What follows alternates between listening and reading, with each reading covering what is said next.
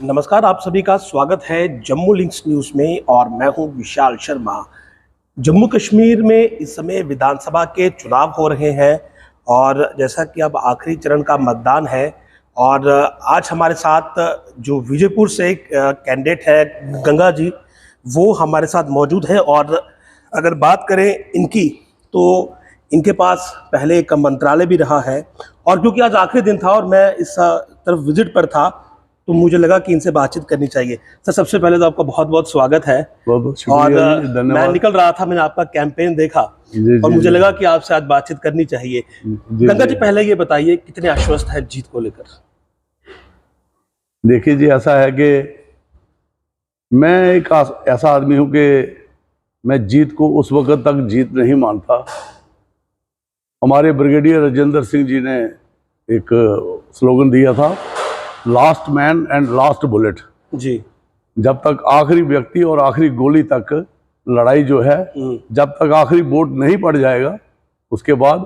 और मैं ये विश्वास के साथ कह सकता हूं कि जितने सभी पार्टियां, कुल जितनी पोलिंग होगी उनसे मेरी बहुत ज़्यादा होगी। मैं सड़क पर देख रहा था, काफ़ी समर्थक आपके हैं, काफ़ी उत्साह उनमें है। जी जी। तो ये उत्साह जो आपके पूर्व में आपने काम किए हैं उनकी वजह से है या आपका पर्सनल रिलेशन भी काफ़ी बेहतर है? देखिए पॉलिटिशियन, देखिए ऐसा है कि हमने पॉलिटिक्स को पूजा समझ के किया है जी। पॉलिटिक्स को पॉलिटिक्स समझ के नहीं किया कि एक होता है कि आप समझते हो पॉलिटिशियन क्या करते हैं जी। हमने इसको सेवा और इसको अपनी पूजा समझ के किया है और रियल सेंस में लोगों के दिलों में जगह बनाई है। आज मैं ये महसूस कर रहा हूं कि जब एक आदमी मंत्री बन जाता है उसके खिलाफ एक एंटी इनकम्बेंसी खड़ी होती है और हमारी प्रो इनकम्बेंसी है। लोगों का जो विश्वास है, मैं सिर्फ 2 शब्दों में इसको कहूँगा, अगर मेरी भाषा में सुन रहा हो, कि गंगा एक विश्वास है और वो विश्वास जनता के बीच में है, उनका प्यार है। और मेरे जितने कार्यकर्ता हैं वो इतना फेथ मेरे ऊपर करते हैं, सच पूछो तो मुझे लगता ही नहीं है कि मैं चुनाव लड़ रहा हूँ।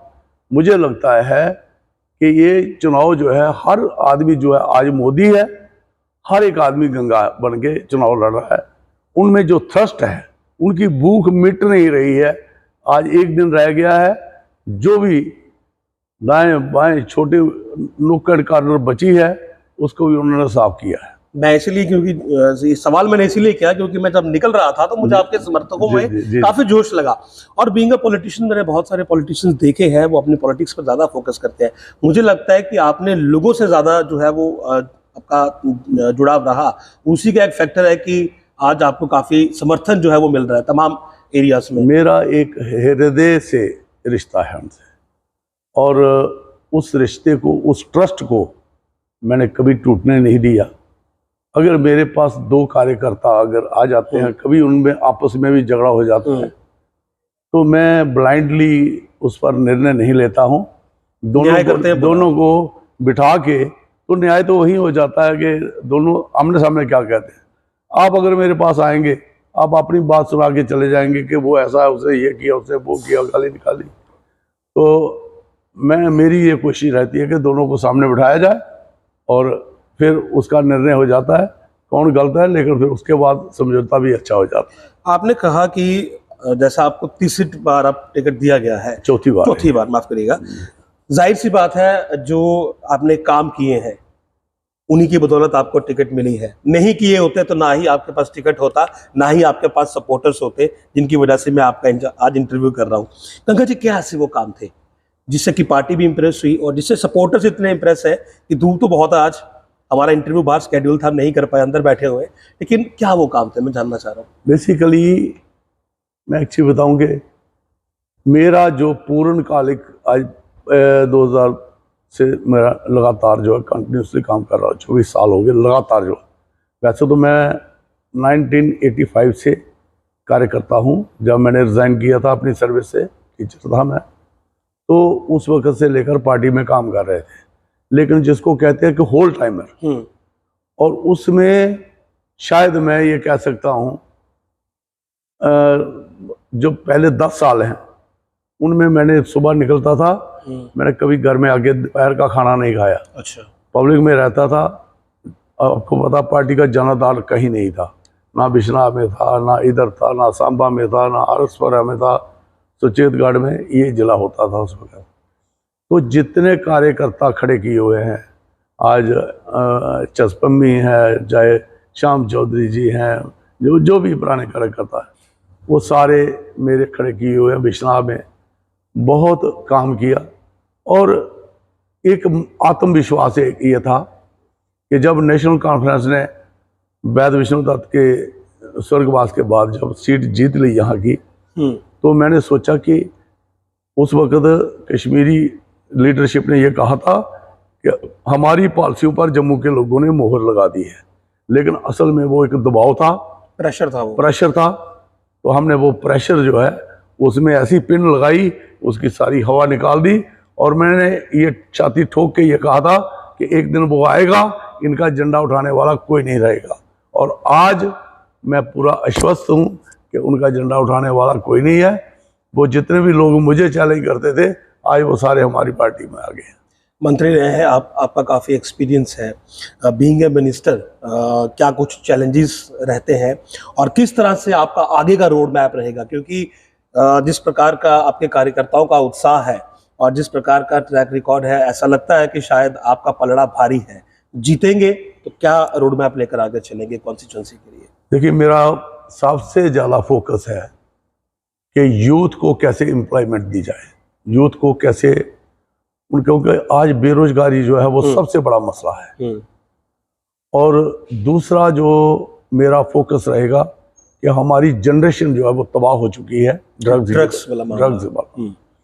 मैं आपको ये विश्वास देता हूँ, जिस प्रकार का मुझे जिम्मेवारी मिलेगी, अगर सरकार बनती है तो पार्टी मुझे कोई जिम्मेवारी देती है, मैं उसका निर्वहन ऐसे अच्छे तरीके से करूँगा कि मैंने पहले मन में सोच के रखा है कि इसके लिए टास्क फोर्स बनेगी।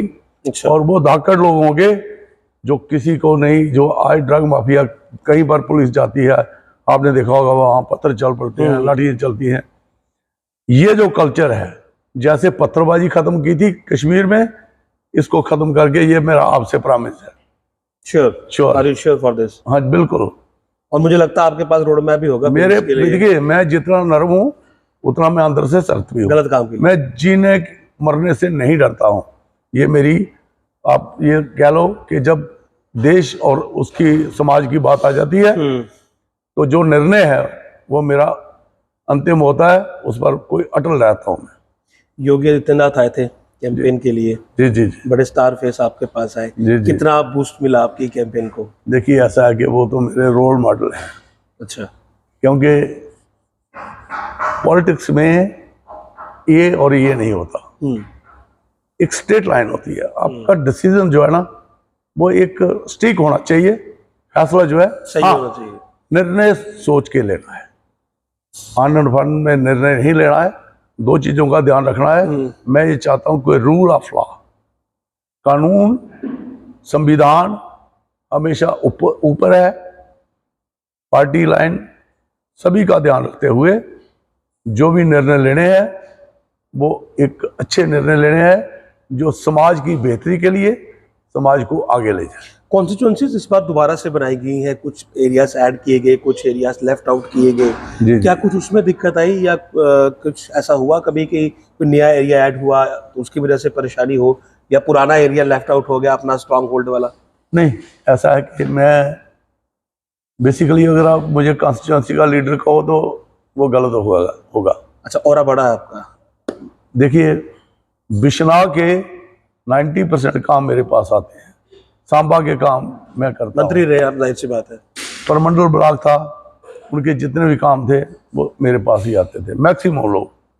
तो मैंने कभी अपनी कॉन्स्टिट्यूंसी नहीं फोकस की।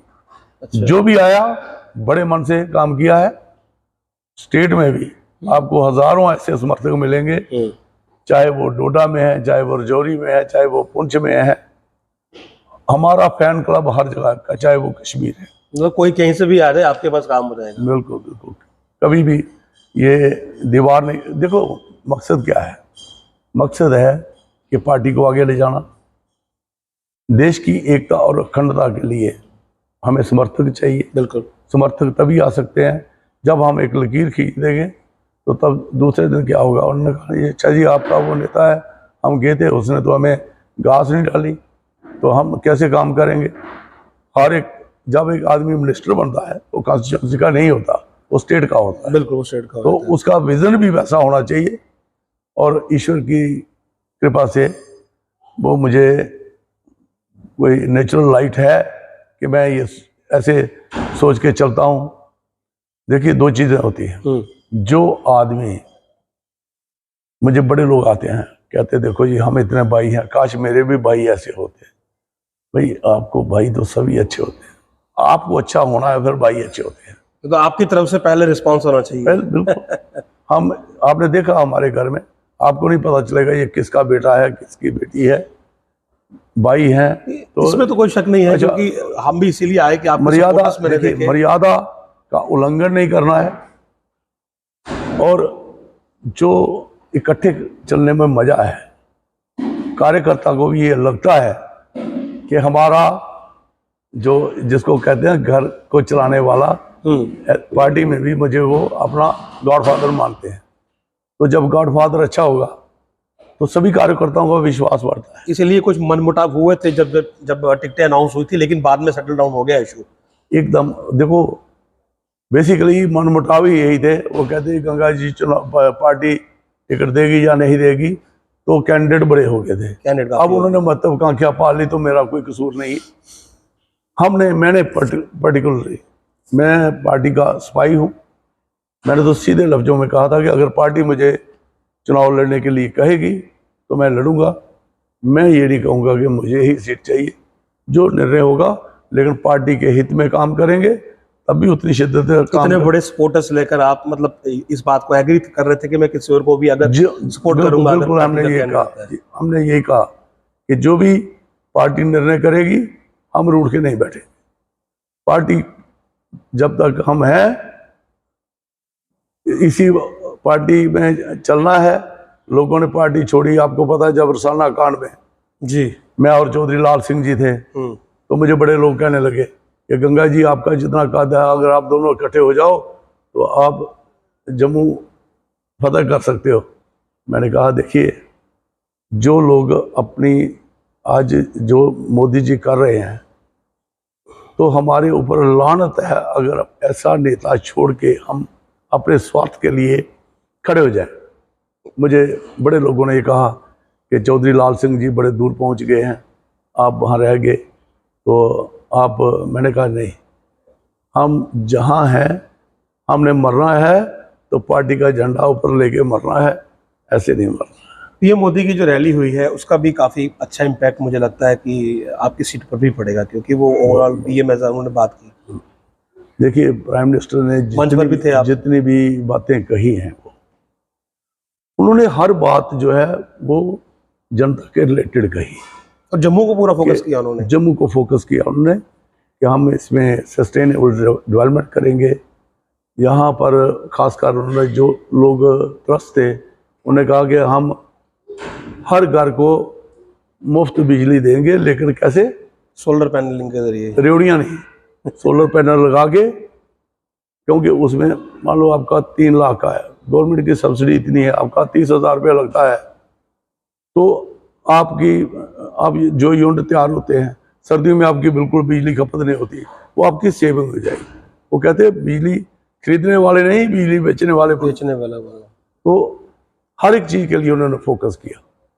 मतलब एक अच्छी डेवलपमेंट के लिए उन्होंने ये भी कहा कि हम जो वायदा किया स्टेट हुड का, हम वो भी देंगे। देखो, कल को पार्टी बहुत कुछ देखती है। पार्टी ने ये भी देखना है कि कहीं ऐसा ना हो कि कोई ऐसा एलिमेंट या वो आ जाए जो, इसलिए यूटी बड़ी ज़रूरी थी कि उसको एकदम कंट्रोल करना था पूरा। पहले आप देखिए, आप डॉक्टर पहले कोई ऐसा इंजेक्शन होता है ना जिसमें वो रिएक्शन होता है, तो उसको कहते हैं कि अगर वो 20 ml लगाना ना, तो पहले वो 1 ml लगाते हैं, फिर 2 लगाते हैं, फिर देखते हैं रिएक्शन तो नहीं हुआ, ग्रेजुअली इंक्रीज करके फिर पूरा लगा देंगे। तो फिलहाल आप मुझे ये बताइए कि नेशनल कॉन्फ्रेंस है, कांग्रेस है, क्या लगता है आपको कि इन चुनावों के बाद ये दोनों पार्टियां ऑन ग्राउंड विजिबल नहीं रहेंगी? क्योंकि परिस्थितियां कुछ इस हिसाब की दिख रही है, कांग्रेस का कैंपेन ऑन ग्राउंड विजिबल नहीं है, नेशनल कॉन्फ्रेंस कश्मीर तक सिमटी है। देखिए ऐसा है कि बड़ी जगह तो उनके कैंडिडेट नहीं है, मेरे यहाँ है, मेरे से आज लिखवा लो जहाँ लिखवाना है। या तो बोल रहे हैं, मैं ये रिकॉर्ड कर रहा हूँ। रिकॉर्ड कर रहे हैं। तो नेशनल कॉन्फ्रेंस की जमानत जब्त होगी। अच्छा, हाँ।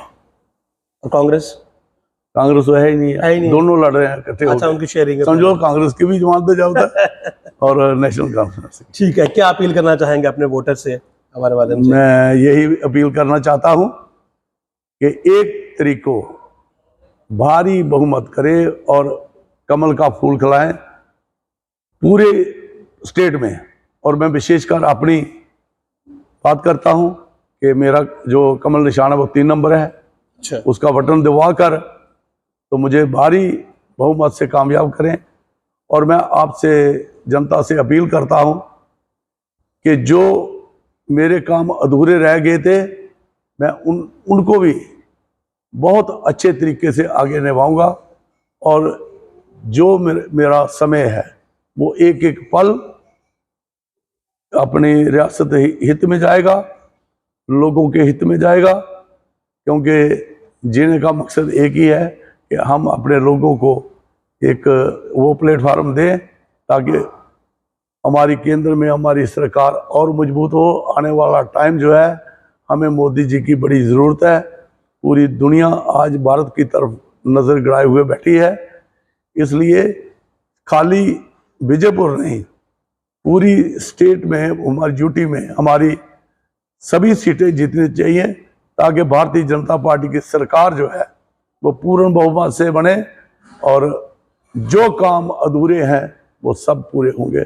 यही मेरा वायदा। जी, बहुत बहुत शुक्रिया आपका। तो देखिए, पीएम मोदी ने भी ये बात कही थी कि इतिहास बनेगा, ये पहला मौका होगा जब बीजेपी की पूर्ण बहुमत की सरकार जम्मू कश्मीर में बनेगी। हालांकि ईवीएम के गर्भ में क्या होगा ये 8 तारीख को सामने आएगा, लेकिन जो अक्सर मैं फैक्ट बेस्ड बात करता हूं कि अगर जम्मू सूबे की बात कर लें तो बीजेपी ने काफ़ी ज़्यादा कैंपेन किया, काफ़ी थ्रस्ट दिखाया, और कांग्रेस जो थी वो कहीं ना कहीं स्लो नजर आई। ऑन ग्राउंड कैंपेन उतनी विजिबल नहीं रही, और शायद कांग्रेस भी इस बात को समझती है कि अगर थ्रस्ट लगाया होता तो आज परिस्थितियां कुछ अलग होती। लेकिन 8 तारीख को जब रिजल्ट आएगा तो उसके बाद ही ये साफ हो पाएगा कौन हारा कौन जीता। बहरहाल तमाम वोटर्स को मेरी भी अपील है, क्योंकि आज जो एक कैंपेन प्रोसेस है ये शाम को समाप्त हो जाएगा, और वोटिंग आपने करनी है तो प्रत्येक वोट कीमती है। वोट जरूर करें, अपने जो पसंदीदा आपके उम्मीदवार है या पॉलिटिकल पार्टी है उसे आप जरूर वोट करें, ताकि जो डेमोक्रेसी है वो पूरी तरह से यहाँ पर बहाल हो सके और आपकी जो फेवरेट गवर्नमेंट है वो यहाँ पर बन सके। नमस्कार।